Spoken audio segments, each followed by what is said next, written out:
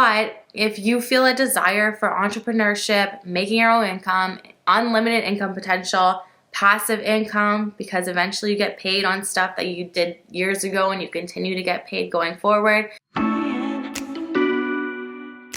Hey you guys, so this video is for anyone who's thinking of becoming a realtor in Ontario. Do you want flexible hours, unlimited income potential, and the ability to be your own boss? In this video, I'll break down exactly how you become a licensed realtor in Ontario step by step. And at the end, I'm going to share with you an alternative career path that gives you the exact same freedom. But it only took me a month to get that license, so make sure you stick around for that.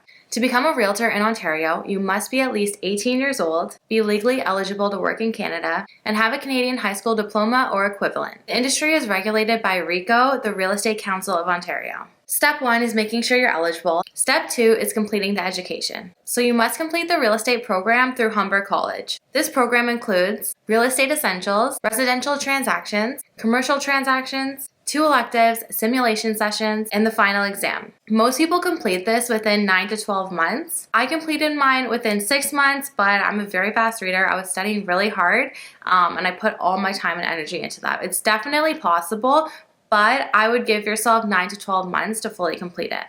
The cost of this is around $4,000 to $5,000. Now keep that in mind because later I'll tell you the license that took me only a month to get. Step 3 is registering with RICO. After passing your exams, you must register with RICO within 12 months. I heard from someone who completed the program very recently that it's costing like $4,000 to register. So real estate does have big startup costs, and my license costs a couple grand every year to renew. The other license that I'm going to be talking about, it's $170 every 2 years to renew, so the costs are a lot cheaper as well. Everything has its pros and cons, and I'm going to do another video on pros and cons of each profession.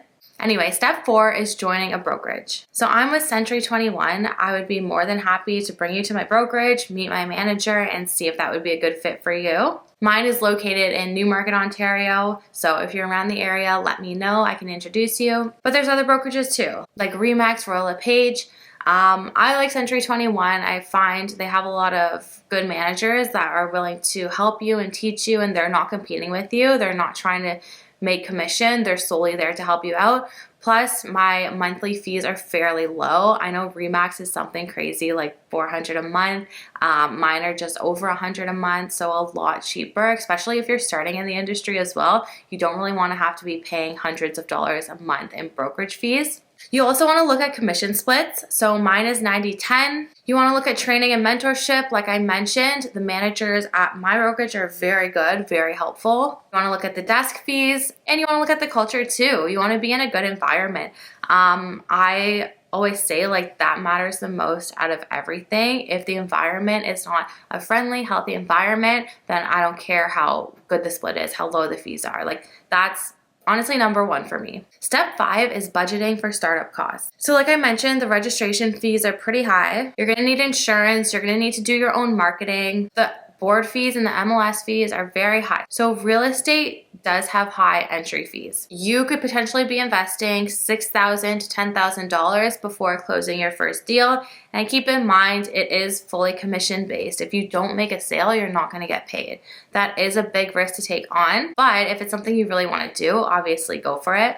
But this is where other people start looking at other entrepreneurial options, especially in this market. I find a lot of realtors are looking for other options. Year 1 income can be totally unpredictable. Some agents make nothing, and you've probably seen a lot of agents who just didn't make a sale last year. And then some make hundreds of thousands a year, but keep in mind, they've probably been practicing for a while, have built up their client base, and that takes time like building any business. So remember, real estate is 100% commission based. Your income depends on your ability to generate leads and close sales. So is real estate worth it?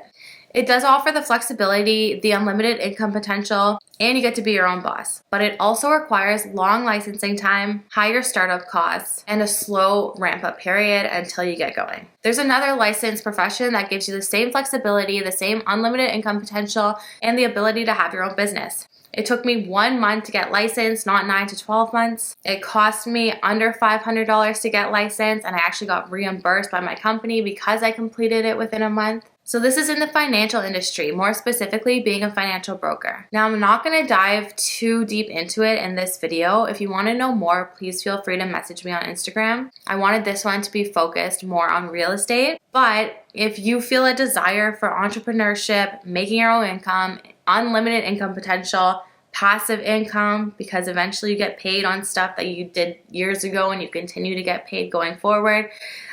There's just a lot to explain, so I will make another video specifically for this, but feel free to message me anytime.